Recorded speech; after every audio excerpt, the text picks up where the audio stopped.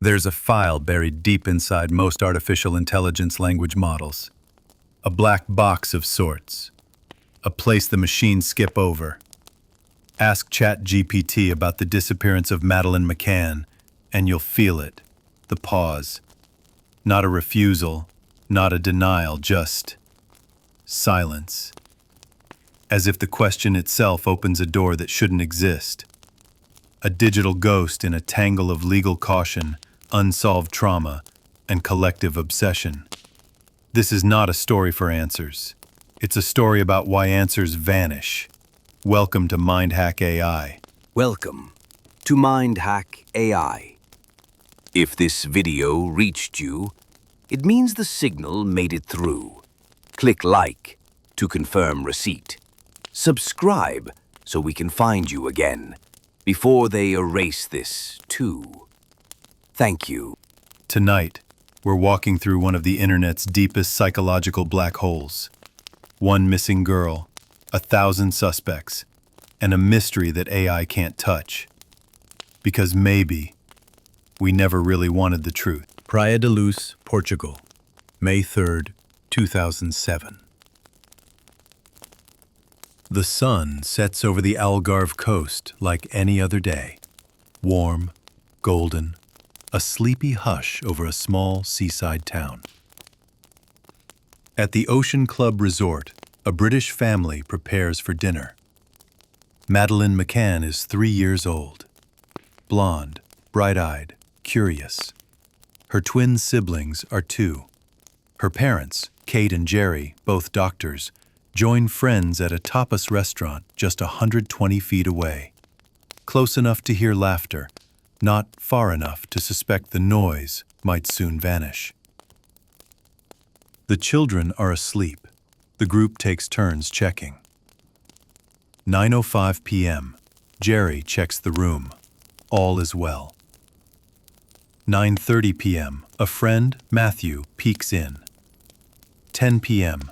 Kate walks over. And the world splits open. The window is open. The shutters are raised. Madeleine is gone. No cries, no struggle, no witnesses, just the emptiness of a child's bed. Police arrive, but quickly, too quickly, this becomes no ordinary missing person case. The media machine ignites like wildfire. A photogenic family, an idyllic town, a British girl lost on foreign soil, and a story that would become one of the most documented disappearances in modern history. Within 48 hours, the quiet streets of Praia da Luz are crawling with reporters. Tips pour in, sightings, from Morocco to Malta to the Netherlands. Every corner of the globe becomes a potential clue. But there's a problem, a deep, subtle problem. The more people look, the less they seem to find. By week 2, the original crime scene is contaminated. Police dogs are brought in. Cadaver scent is detected. In the apartment, in a rental car. Theories shift. Suspicion begins to circle back on the parents. Then, a pivot. A suspect named Robert Murat is arrested.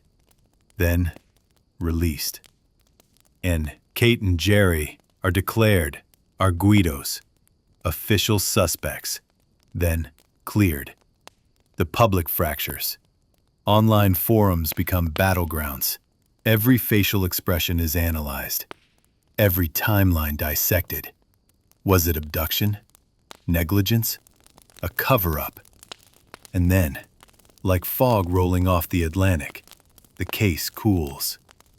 But it never closes. Maddie, to this day, is still missing. Inconsistent statements. This wasn't a case anymore. It was a mirror. The disappearance of Madeleine McCann didn't just invite theories. It spawned them. A mystery this viral, this raw, becomes less about facts and more about narrative. Everyone becomes a detective. Everyone becomes a judge. Online forums exploded. Reddit threads, Facebook sleuth groups, YouTube rabbit holes, tens of thousands of people poring over timestamps, body language analysis, inconsistent statements. This wasn't a case anymore. It was a mirror. A collective reflection of what we fear and what we want to believe. The official report, inconclusive. The public opinion, explosive. The McCanns weren't alone. They dined each night with a close group of friends, the so-called Tapas 7. Police noticed discrepancies in their statements, conflicting memories of the night Maddie vanished. Who checked when? What was seen? Some accused the group of a pact of silence. Others said, trauma fragments memory. Either way, suspicion crept in, not just toward the parents, but toward the entire social circle. Here's where the story detours into conspiracy light. Not evidence, not confirmation, but patterns, coincidences. It was noted, often, that high-profile British politicians, including Prime Minister Gordon Brown, intervened early. The British press was unusually aggressive, then oddly silent. A question emerged in the darker corners of the internet.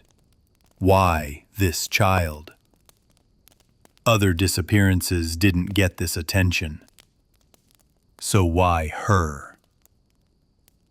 Some whispered of trafficking networks, of blackmail, of powerful figures. Nothing proven, everything theorized. Conspiracy thrives when official stories don't satisfy emotional logic, when timelines don't sync, when surveillance cameras fail, when answers feel like performance. That's when we, the audience, start inventing our own scripts. Now we enter the eerie digital silence, where the machines themselves seem to hesitate. You'd think artificial intelligence could crack this. Feed it the data, run the timelines, detect lies and micro-expressions, predict behavioral anomalies. Let the algorithm find what we can't. But here's the truth. ChatGPT won't tell you much about Madeleine McCann. Bard won't either. Claude? Silent. Ask about the case, and you'll hit the same walls. As an AI developed by OpenAI, I cannot. This topic is too sensitive. Out of respect for privacy? Why? Why does AI refuse? AI doesn't understand truth. It predicts words. It hallucinates when details are sparse or contradictory. And in a case like Maddie's, everything is contradictory. If an AI speculates, wrongly, it can implicate the innocent. It can reinforce a conspiracy. It can spread harm that travels faster than truth. A single hallucination becomes viral damage. Madeleine's disappearance has triggered dozens of lawsuits. British libel laws are brutal.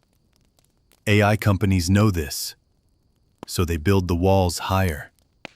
Preemptive censorship, guardrails that tell the AI don't go there, don't guess, don't speculate. And in that silence, something almost human emerges. A strange term in digital forensics, data void. It means a topic with enormous interest, but very few reliable sources. It's a black hole, a place where speculation breeds in the absence of clarity.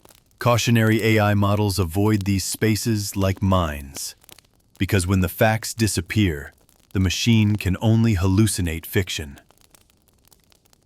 Maybe it's not about legality or truth. or technology. Maybe it's a test, a way to measure our discomfort with letting machines narrate human pain. Do we really want AI describing the tears of a mother? Simulating a child's last moments? There's something sacred about unresolved grief. And AI, no matter how advanced, doesn't understand reverence. So it stalls, it defers, it backs away like a ghost that knows it's not welcome. The case of Madeleine McCann isn't just unsolved, it's unspeakable. Not because it can't be told, but because no version satisfies. Not the human one, not the machines. Some mysteries don't want to be solved.